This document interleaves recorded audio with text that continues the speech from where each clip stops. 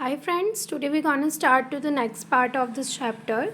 So now let's we talk about this graph. So as you can see, this is a graph, and in which we can easily study the periods which is divided in this form. So first one was latent period. अब latent period वो period होता है जो अपन बोलते हैं कि जब से बैक्टीरिया वायरस ने इन्फेक्ट किया है एंड उस पीरियड उस टाइम पीरियड से लेके प्राइमरी सिम्टम जब तक दिखते हैं वो वाला जो टाइम पीरियड होता है उसको अपन लेटेंट पीरियड कहते हैं. And this is also known as incubation period in term of virus and bacteria.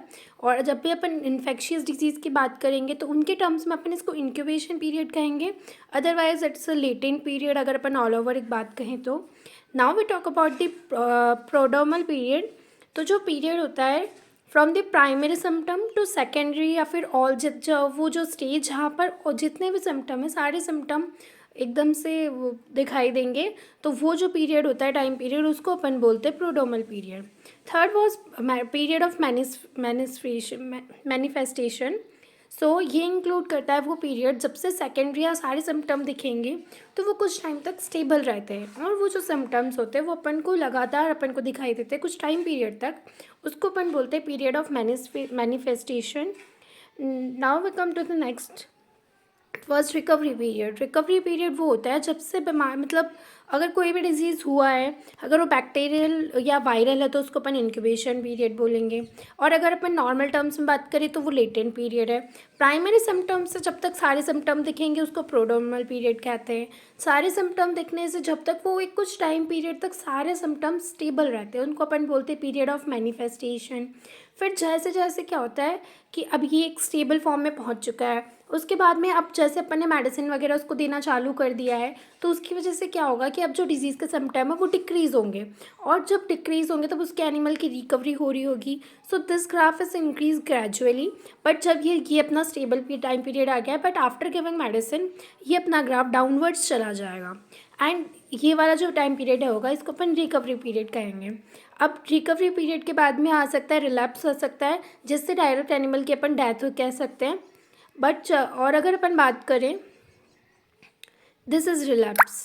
So relapse में क्या होता है कि जब कोई भी अपना क्या कहते हैं रिकवरी पीरियड ख़त्म हो चुका है उसके बाद में अगर वो सिम्टम वापस अराइज हो जाते हैं, जैसा कि होता है कि अगर कोई भी बैक्टीरियल या वायरल इन्फेक्शन एक एनिमल के अंदर हो रहा है तो वो रिकवर हो रहा है, बट अगर अपन मेडिसिन देना बंद कर देते हैं, जनरली ऐसा होता है कि अपन जैसे अगर डॉक्टर ने अपन को एडवाइस किया है और अगर उन्होंने कहा है कि आपको आप कोई डिवाइस जो मेडिसिन है वो 5 to 6 डेज़ तक लेनी है, बट अगर ऐसा लगता है कि एनिमल ठीक हो रहा है तो जो उनके ओनर रहते हैं वो उनको दवाई देना बंद कर देते हैं. तो उसकी वजह से क्या होता है कि जो सिम्टम्स या फिर जो डिजीज़ के सिम्टम्स होते हैं वापस रीअपीयर होते हैं, और जो रीअपीयरेंस ऑफ सिम्टम होती है उसको अपन बोलते हैं relapse.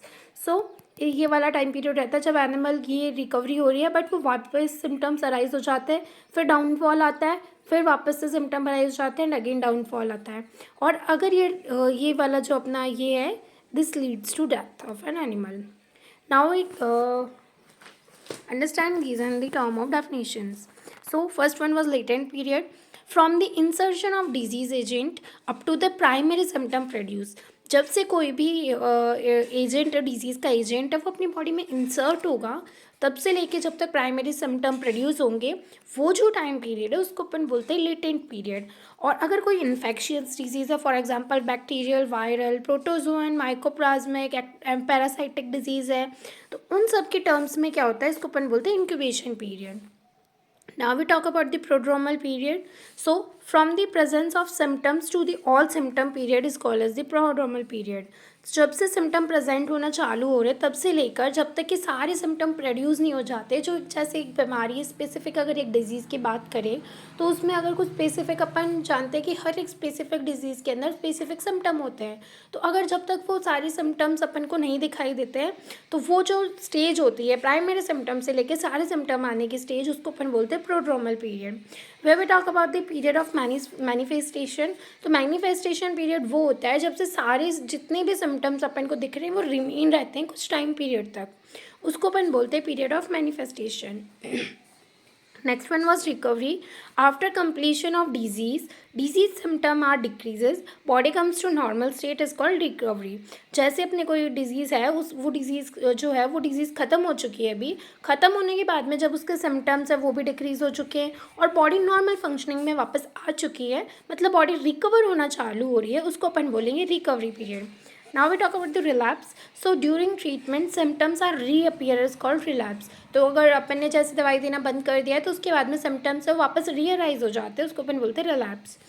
There is a note to get knowledge about the animal disease from animal owner is called anamnesis. तो एनेमनेसिस कहलाता है कि हिस्ट्री लेना किसी भी एनिमल की from his owner, so it is called as anamnesis. Now we come to the next part. It was clinical examination. So first one was thermometer. अगर अपन को जैसे कोई भी एनिमल है अपन गए हैं उसके ट्रीटमेंट के लिए तो अपन को पहला क्लिनिकल एग्जामिनेशन करना होता है. सो फर्स्ट अपन यूज़ करते हैं थर्मामीटर. अगर कोई भी एनिमल है और वो बीमार है सबसे पहले उसका टेम्परेचर चेक किया जाता है. तो अगर अपन थर्मामीटर से उसका टेम्परेचर चेक करते हैं तो thermometer is a device to use the measure the temperature. पहली बार टेम्परेचर रेक्टम के थ्रू चेक किया जाता है.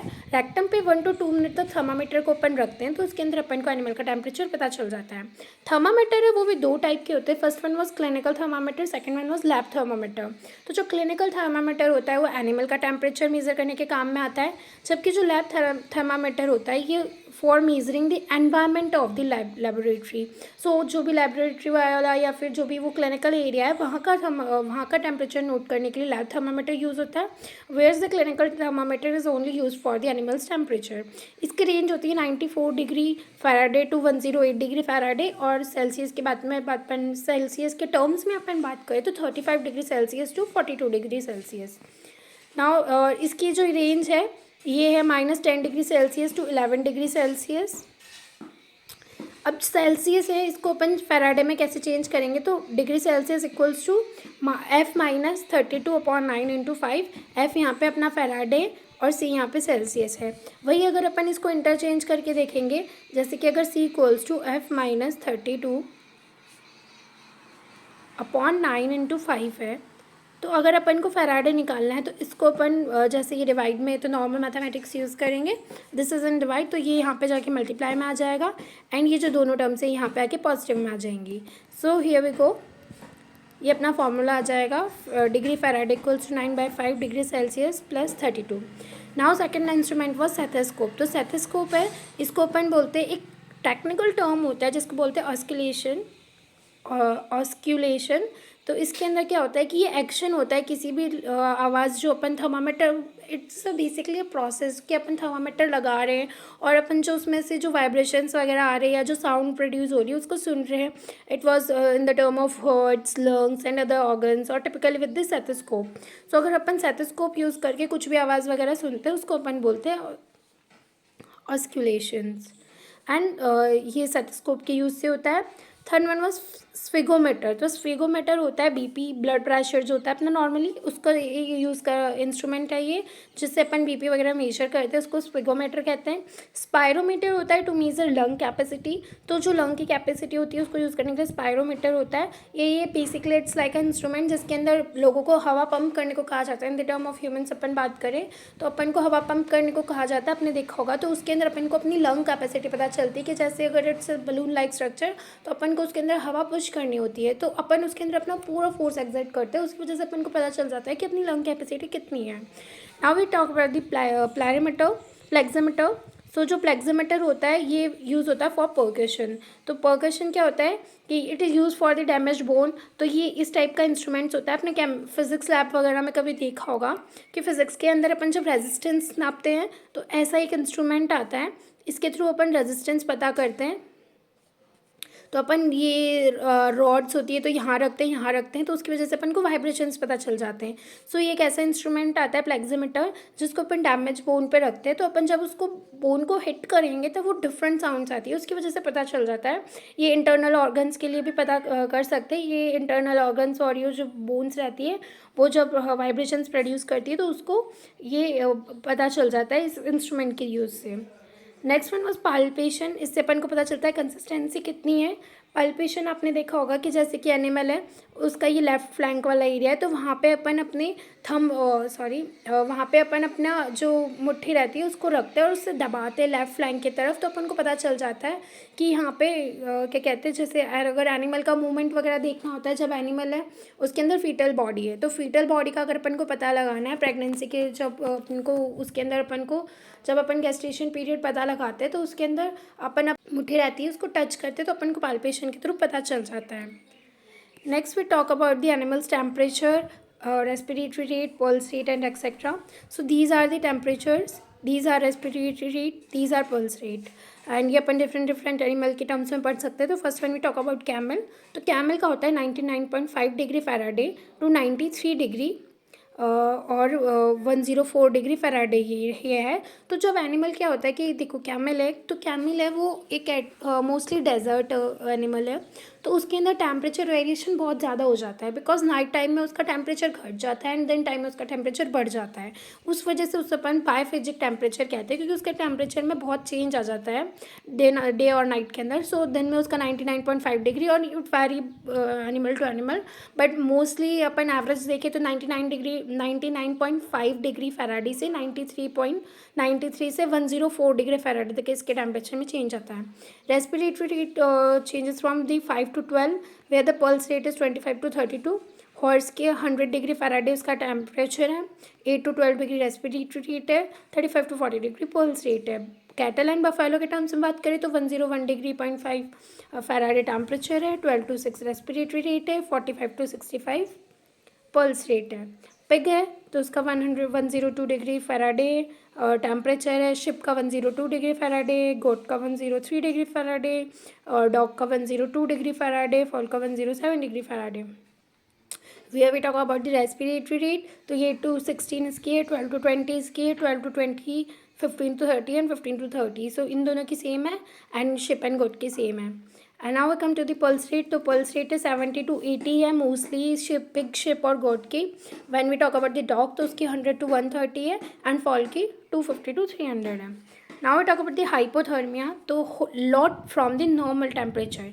तो जब ये hypothermia, hypo is basically word use for the low. So जब अपना टेम्परेचर नॉर्मल बॉडी टेम्परेचर से घट जाता है उसको अपन हाइपोथर्मिया कहते हैं। ये होता है मिल्क फीवर, इन्फेक्शन और सीवियर डायरिया के केस में।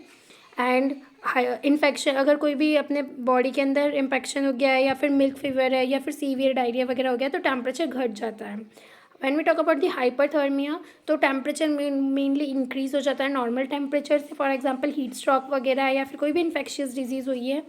और फीवर पायरेक्सिया है due to the infection in temperature, body temperature is gone high, so उसको अपन फीवर पायरेक्सिया कहते हैं। There is a note that the temperature control by the hypothalamus. तो जो भी अपने बॉडी का टेम्परेचर होता है वो हाइपोथैलेमस करता है control. So now we talk about the heat stroke. तो जब क्या होता है कि कोई भी बॉडी है वो अपना नॉर्मल टेम्परेचर होता है, वो अपना नॉर्मल टेम्परेचर कंट्रोल करता है हाइपोथैलेमस। बट क्या होता है वो मैकेनिज्म कई बार फेल हो जाता है और बॉडी है ना अपनी टेम्परेचर को खुद से कंट्रोल नहीं कर पाती है। उसकी वजह से जो बॉडी टेम्परेचर होता है वो राइज होता है, बढ़ जाता है और जो स्वेटिंग मैकेनिज्म होता है वो भी फेल हो जाता है and the body is unable to control. So this is known as the heat stroke. ये मेनली डॉग और जो क्रॉस ब्रीड कैटल्स होती है उनके अंदर होता है। Next we talk about the tachycardia. तो ट्रैकिकार्डिया होता है कि जब पल्स रेट इंक्रीज़ हो जाती है उसको अपन ट्रैकिकार्डिया कहते हैं और जब पल्स रेट डिक्रीज़ हो जाती है उसे अपन रेडिकार्डिया कहते हैं। Location of pulse rate, so middle artery है कैटल, बफेलो, कैमल और पेग। फीमोरल आर्टरी है डॉग, गॉट, शीप, काफ और स्मॉल पेगलेट्स जो होते हैं उनके लिए होता है। एक्सटर्नली मैक्सिलरी आर्टरी हॉर्स के लिए। अब वेन्स की बात करते तो जुगुलर वेन है वो cattle, buffalo, sheep, goat, horse, camel, calf. Where's the ear vein is for pig. Wing vein है वो फॉल के लिए। सिफेलिक और सफेनस वेन है ये सिफेलिक फोर लिम्ब में होती है और सफेनस है वो हाइंड लिम्ब में, ये दोनों डॉग के लिए यूज होती है। So now here we completed the whole basic part of the medicine. In the next lecture we're going to start about the diseases. So okay, thank you. Bye.